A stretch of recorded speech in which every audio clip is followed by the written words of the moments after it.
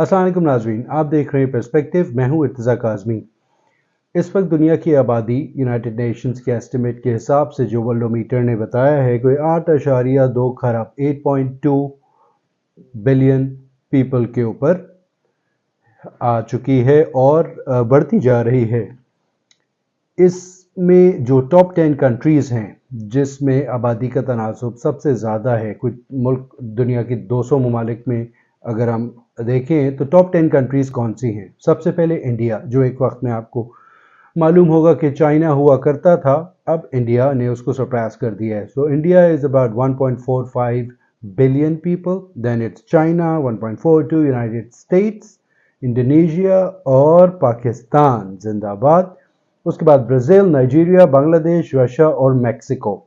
ये 10 ममालिक दुनिया की टोटल आबादी का 56% 56% बनते हैं, जो कि अबाउट 4.6 प्लस बिलियन पीपल होते हैं out of the 8.2 billion people in the world. आज हम इस बारे में बात करेंगे कि ये जो बढ़ती हुई आबादी है इसका इम्पैक्ट जो है वो ज़रूरियात ज़िंदगी के ऊपर क्या होता है, specially with regards to housing. रोटी, कपड़ा और मकान हर इंसान की ज़रूरत है।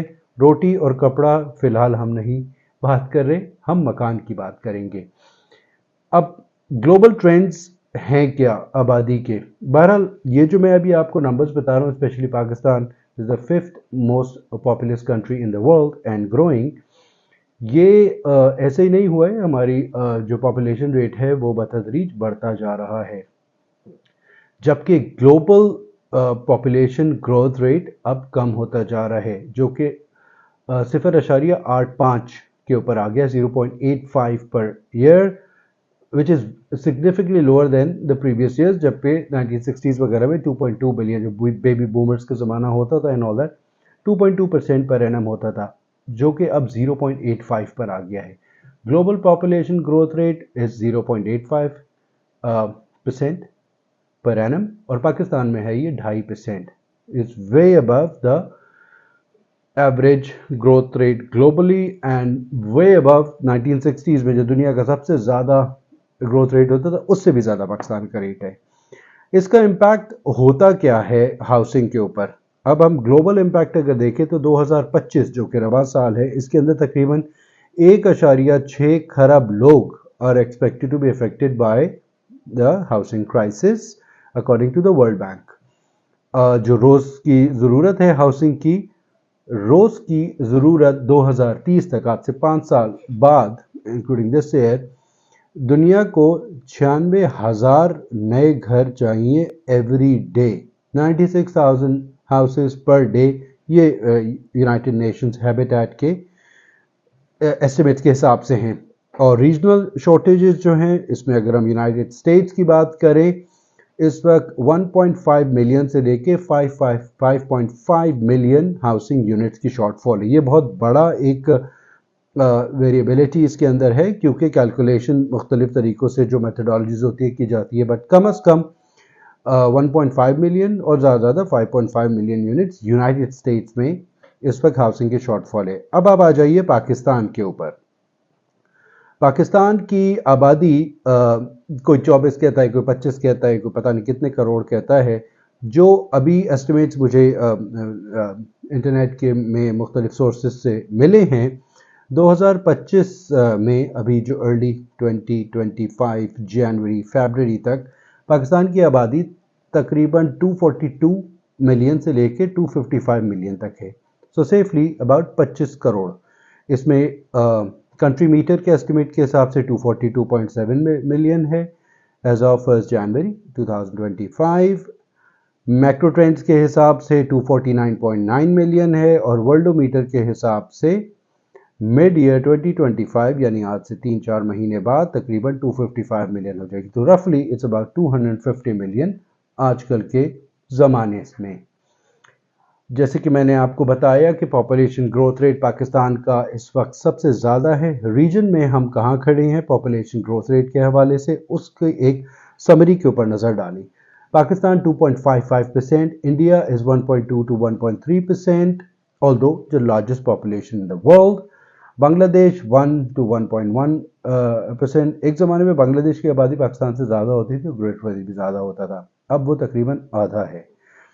Sri Lanka 0.7 to 0.8, Nepal 1.1 to 1.2, Bhutan 1.1। तो पाकिस्तान के अलावा तमाम ममालिक वर्ल्ड एवरेज जो कि आज 0.85 है उससे ज़्यादा हैं, माइनस श्रीलंका, वो वर्ल्ड एस्टिमेट से कम है। बट बहरहाल पाकिस्तान बाय फार और डबल रेट है उसका पॉपुलेशन ग्रोथ का, which is not a good. अभी हम उसके कॉजेज़ की बात नहीं करें कि पॉपुलेशन ग्रोथ रेट ज़्यादा क्यों, उसके इफेक्ट की बात करेंगे, specially with regards to housing. अब आप आ जाइए पाकिस्तान में इस वक्त हाउसिंग शॉर्टफॉल है कितनी। ये एस्टिमेट करना थोड़ा सा मुश्किल था, बिकॉज जो मैंने ब्यूरो ऑफ स्टैटिस्टिक्स वगैरह में भी देखा है, जो हाउसिंग के नंबर्स हैं और हाउस होल्ड्स के और हाउसिंग वगैरह थोड़ा सा मुश्किल था। बहरहाल प्रेजेंट हाउसिंग शॉर्टफॉल कोई तकरीबन 112 मिलियन यूनिट्स की शॉर्टफॉल एस्टिमेट की गई है पाकिस्तान में।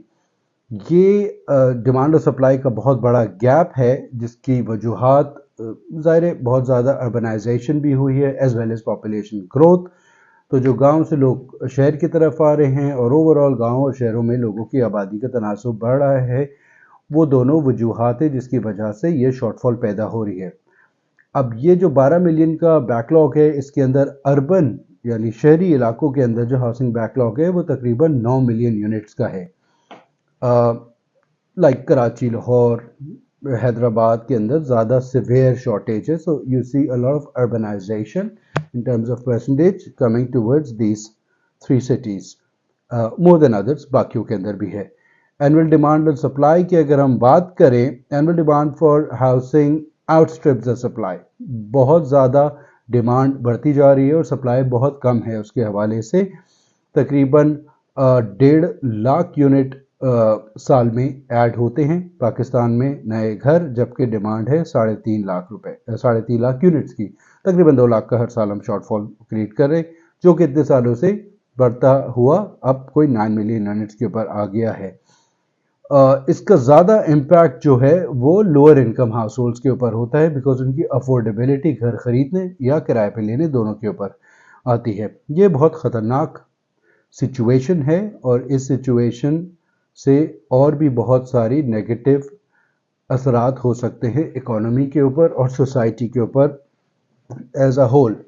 अगर हम कंपेयर करें कि पाकिस्तान का जो हाउसिंग शॉर्टफॉल है वो दूसरी साउथ एशियन कंट्रीज से कितना है, तो पाकिस्तान में फॉर एग्जांपल जो अभी मैंने एस्टिमेट बताया उसके हिसाब से 9 मिलियन हाउसेस का शॉर्टफॉल है, एक और एस्टिमेट के हिसाब से 10 मिलियन है। सो 9 से 10 मिलियन मतलब 90 लाख से 1 करोड़ घर हमारे पास शॉर्टफॉल है या कमी है, जितनी हमें आज पॉपुलेशन के लिए ज़रूरी है। इसको अगर हम इंडिया से कंपेयर करें तो उसका शॉर्टफॉल 19 मिलियन यूनिट्स के अराउंड है, मतलब तकरीबन हमसे डबल, लेकिन उनकी आबादी हमसे कई गुना ज़्यादा है, डबल नहीं कई गुना ज़्यादा है। तो प्रोपोर्शन वाइज उनका हाउसिंग शॉर्टफॉल परसेंटेज टर्म्स में हमसे कम है। बांग्लादेश और श्रीलंका में भी ये ट्रेंड उतना बुरा नहीं है जितना इंडिया में है, और पाकिस्तान में तो बहुत ही आउट है। अब जैसे मैंने बात की कि इस पे की फैक्टर्स क्या है, रैपिड अर्बनाइजेशन, जिसकी वजह से लोग गांव से देहातों से मूव होके ज़्यादातर रोज़गार के लिए बड़े शहरों में मुंतकिल होते हैं। इसकी वजह से लोड आ जाता है बड़े शहरों में हाउसिंग की रिक्वायरमेंट का। दूसरी जो वजह जो कि मैं हाईलाइट करना चाहूँगा वो है लो मॉर्गेज पेनिट्रेशन। पाकिस्तान के अंदर इस वक्त बहुत कम, दुनिया में तकरीबन सबसे कम जो मॉर्गेज पेनिट्रेशन है उसमें पाकिस्तान का शुमार होता है। Mortgage to GDP ratio in South Asia में अगर पाकिस्तान को कंपेयर करें, इट्स द लोएस्ट एट 0.25%, 0.25%, अशारिया 25% जीडीपी टू मॉर्गेज रेशियो है जो पाकिस्तान के अंदर है। अगर हम इसको कंपेयर करें विद इंडिया, इंडिया के अंदर यही नंबर 11% ऑफ जीडीपी है, जो कि एक्सपेक्टेड है 2030 तक 18% तक आ जाए। इंडिया हमसे कई गुना बड़ा मुल्क, जहाँ पे मॉर्गेजेस की पेनिट्रेशन, मॉर्गेज बैक यानी कि जो लोगों ने होम फाइनेंस या हाउसिंग फाइनेंस बैंकों से या हाउसिंग फाइनेंस कंपनी से लोन लेके घर खरीदे हैं, वो 11% है, और जो कि आगे बढ़ के 18% हो जाएगा 2030 में, और पाकिस्तान में 0.25% है। तो lowest mortgage penetration in the region. दूसरी वजह इनफॉर्मल सेटलमेंट, जिसको हम कच्ची आबादी वगैरह कहते हैं, वो क्योंकि फॉर्मल आपके पास हाउसिंग अवेलेबल नहीं होती तो कच्ची आबादियाँ जन्म लेती है। उसमें बहुत सारे और भी अवामिल हैं जिस पे लैंड माफिया वगैरह भी आता है, लेकिन बहरहाल फिलहाल हम उसकी बात नहीं कर रहे हैं, हम एक जनरल डिस्कशन कर रहे हैं। मूविंग ऑन, पाकिस्तान में ये लो मॉर्गेज रेशो है क्यों? अब मॉर्गेज कौन प्रोवाइड करता है? बैंक्स प्रोवाइड करते हैं। बैंकों की मॉर्गेज बैक फैसिलिटीज़ होती हैं, आपको घरों के लिए कर्जा दिया जाता है हर लेवल और हर तरह के लोग को। क्या ये सच है पाकिस्तान में? Yes and no. Yes in the sense कि 0.25% आपका जीडीपी का रेशो है मॉर्गेज पेनिट्रेशन का। नो इसलिए कि ये बहुत ही एक छोटा सेगमेंट है जो क्वालिफाई करता है फॉर हाउसिंग फाइनेंस। दोनों सूरतों में मैं ज़ाहिर बैंकों को इस पे ब्लेम नहीं करूंगा, क्योंकि उन लोगों की qualification or ability, eligibility, let's put it that way, eligibility to obtain that loan is very hard as such। जो उनकी क्राइटेरिया है उस पर बहुत कम लोग आते हैं कि जो वो ले सकते हैं, और सबसे ज़्यादा उसमें अफोर्डेबिलिटी आती है कि वो किस्त अदा करने की हैसियत में होते भी है नहीं। अब यहाँ पे एक ख्याल आता है कि एक बहुत बड़ा सेगमेंट है पाकिस्तान में सैलरीड क्लास का। सैलरीड क्लास मेरे ख्याल में वो सेगमेंट है जिसकी फॉर्मल इनकम होती है, उस पर इनकम टैक्स भी देते हैं। मैं कहीं देख रहा था कि 285 अरब का टैक्स दिया है अभी तक सैलरीड क्लास ने, जो कि एक्सपोर्टर्स से और बहुत से ज़्यादा है। तो ये इतना बड़ा सेगमेंट है कि जो टैक्स के अंदर भी कंट्रीब्यूशन करता है, लेकिन दूसरी तरफ उसको कोई ऐसा इंसेंटिव नहीं मिलता कि जिसकी वजह से वो मॉर्गेज फाइनेंस ले सके। आगे इसके ऊपर हम डिटेल में बात करते हैं कि इसका एक सोल्यूशन हो क्या सकता है। अच्छा जी, अब आ जाइए, बैंक फाइनेंसिंग देते हैं तो बैंक किसको फाइनेंस करते हैं? जनवरी के स्टेटिस्टिक्स के हिसाब से इस वक्त जो इन्वेस्टमेंट टू डिपॉजिट रेशो है पाकिस्तान में वो हाईएस्ट है, तकरीबन 96.8%। मतलब जितना डिपॉजिट बैंकों के पास है उसका 96.8% उन्होंने इन्वेस्टमेंट में किया हुआ है। इन्वेस्टमेंट किधर की हुई है? गवर्नमेंट सिक्योरिटीज़ में, मतलब पीआईबी, टी-बिल, सुकूक, जो कि गवर्नमेंट ऑफ पाकिस्तान इशू करती है। तो जो बैंकों ने अवाम के डिपॉजिट लिया हुआ है उसका 96-97% गवर्नमेंट को लेंड किया हुआ है, बाकी बच गया 3%। इस 3% में कॉर्पोरेट्स भी हैं, कंज्यूमर्स भी हैं, स्मॉल बिजनेसेस भी हैं, वगैरह वगैरह। इसके ऊपर मैं पहले भी बात कर चुका हूँ। तो जिस मुल्क में बैंक 96-97% हुकूमत को लैंड कर रहे हैं, वहाँ पे मार्केट में लैंड करने के लिए बचेगा ही क्या?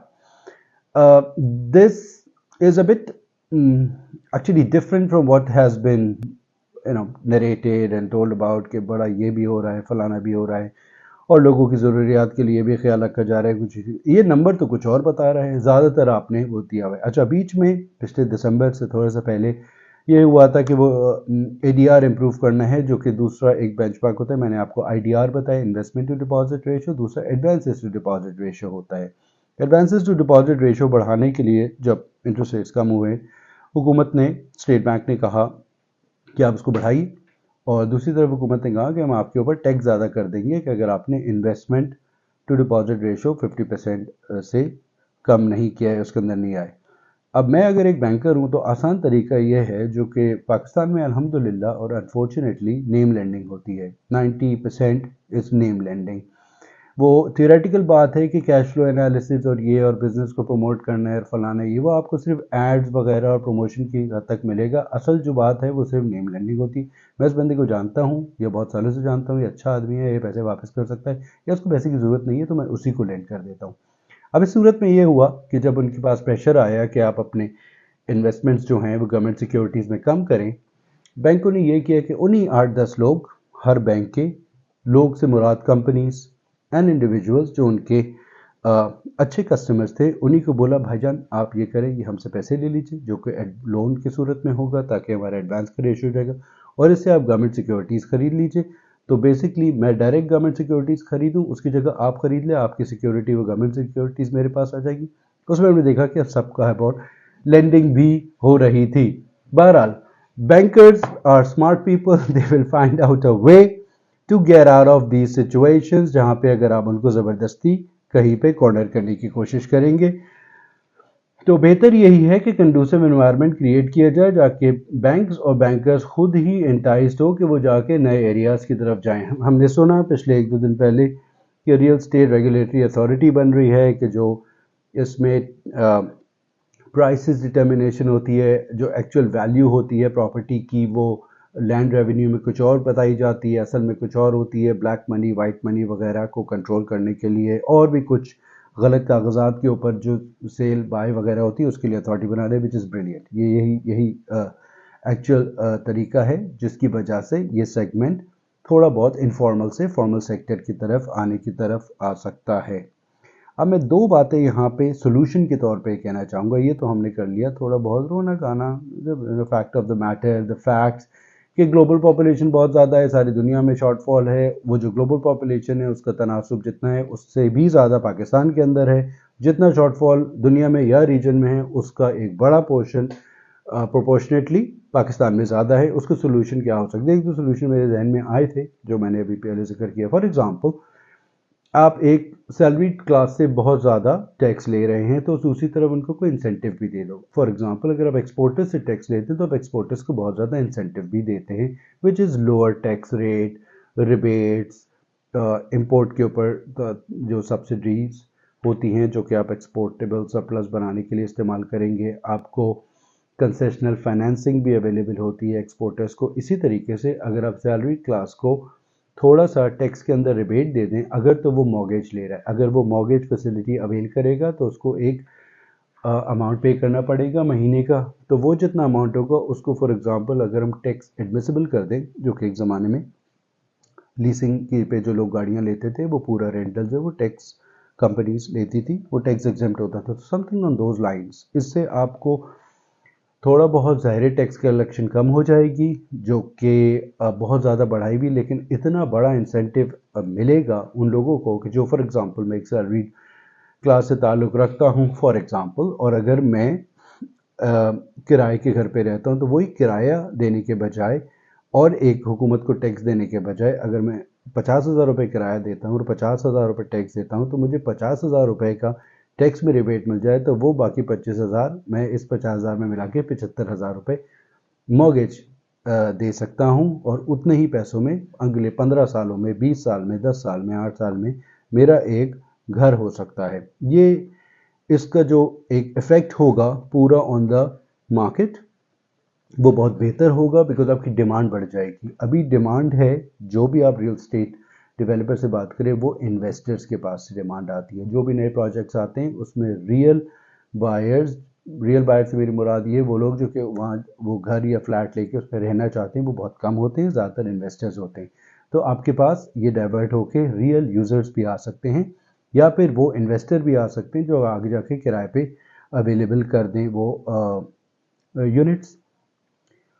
दूसरा मज़ेदार एस्पेक्ट ये है, अगर मैं ये कहूँ कि गैर मुल्की पाकिस्तानी जो है वो आके यहाँ पे इन्वेस्ट करे रियल स्टेट में, और बहुत से लोग करना चाहते हैं। पिछले दिनों मेरी एक साहब से बात हो रही थी, गैर मुल्की पाकिस्तानी अमेरिका में वो रहते थे। उनको एक प्रोजेक्ट बताया था कि भाई ये प्रोजेक्ट है बड़ा अच्छा है, तुम इस पर इन्वेस्ट कर दो, कोई मसला नहीं है तुम्हारे लिए, तो लाख 2 लाख 3 लाख डॉलर करना, डू दैट। उसने बोला बिल्कुल ठीक है, बहुत अच्छी बात आपने बताई, अब तो करेंसी स्टेबल भी है तो कोई मसला नहीं है। वरना उनको एक मसला पाकिस्तान में इन्वेस्ट करने का ये होता था कि रुपी डिवैल्यू हो जाता था, तो जो उसने $100 यहाँ पे इन्वेस्ट किए हैं 2 साल 3 साल बाद वही $100 वापस उसको मिलने में उससे कम पैसे मिलते थे रुपी टर्म्स के अंदर, अगर उसको वापस डॉलर में कन्वर्ट करें तो एक डिवैल्यूएशन का रिस्क तो वो रन करते ही हैं। चूँकि पिछले साल 100 साल से थोड़ी सी स्टेबिलिटी है तो they are enticed to do that. वजह इसलिए कि अगर आज वो रियल एस्टेट में इन्वेस्ट करेंगे तो वो देख रहा है कि आगे जाके उसमें उसको रिटर्न बहुत अच्छा मिल जाएगा।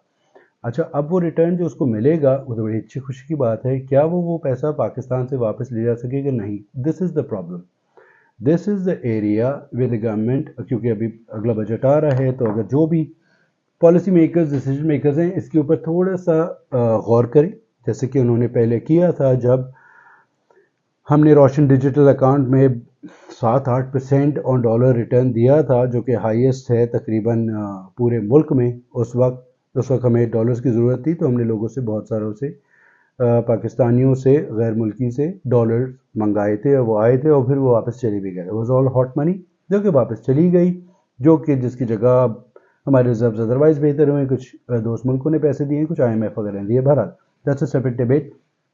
Point is, non-resident Pakistanis who want to invest back in the country do not have the right to repatriate that money back. فوراً یہ میں نہیں کہہ رہا کہ آج ایک آدمی باہر سے پیسے بھجوائے، اس سے ایک پلاٹ خریدے، ایک ہفتے بعد، 2 مہینے بعد اس کو بیچ کے پروفٹ کما کے یہاں سے پیسے واپس لے جائے۔ نو، what I'm suggesting is کہ آپ ایک منیمم پیریڈ اس کا کر لیں، 3 سال، 5 سال، 4 سال، کہ اس سے پہلے آپ یہ پیسے نہیں بھجوا سکتے، لیکن کوئی طریقہ تو ہو کہ جس سے یہ ریپیٹریٹ ہو سکے، اور اس میں کوئی ملک کا نقصان نہیں ہو جائے گا، بیکاز ایک یہ انسینٹیو اگر آپ دیں گے تو اس سے ایک کی جگہ 4 لوگ انٹائس ہوں گے۔ ایک آدمی جو وہ بیچ کے ڈالرز واپس لے جائے گا، تو دوسرا آدمی اس سے زیادہ ڈالرز یہاں پہ بھجوا کے زیادہ ویلیو پہ وہ خرید بھی لے گا، تو ایک بہت بڑی سائیکل۔ بس اس سب کا فائدہ یہ ہوگا کہ آپ کا construction sector, housing sector, as well as on the back of that construction sector, وہ گرو کر جائے گا اس ڈیمانڈ کریشن کی وجہ سے۔ اور کنسٹرکشن سیکٹر کے اندر بے تحاشا انڈسٹریز ہیں جو کہ ڈائریکٹلی اور انڈائریکٹلی انوالو ہوتی ہیں، starting first of from labour, جو لیبر ڈپلوائے ہوگی کنسٹرکشن کے اندر ان کو روزگار ملے گا، cement, steel, glass, aluminium, furniture, what not, یہ ساری انڈسٹریز بھی چلنا شروع ہو جائیں گی۔ بہرکیف آج کا پروگرام اسی تناظر کے اندر تھا کہ in the wake of global population growth, Pakistan is one of the highest growing population rate country in the world, which leads to a housing shortfall جو کہ اور زیادہ acute ہوتا جا رہا ہے، اور اس کو ہینڈل کرنے کے لیے ایک آدھ 2 سجیشنز تھے جو میں نے دیے۔ امید ہے آپ کو یہ ویڈیو پسند آئی ہوگی۔ لائک اور سبسکرائب کرنا مت بھولیے گا۔ بہت جلد پھر ملاقات ہوگی۔ شکریہ۔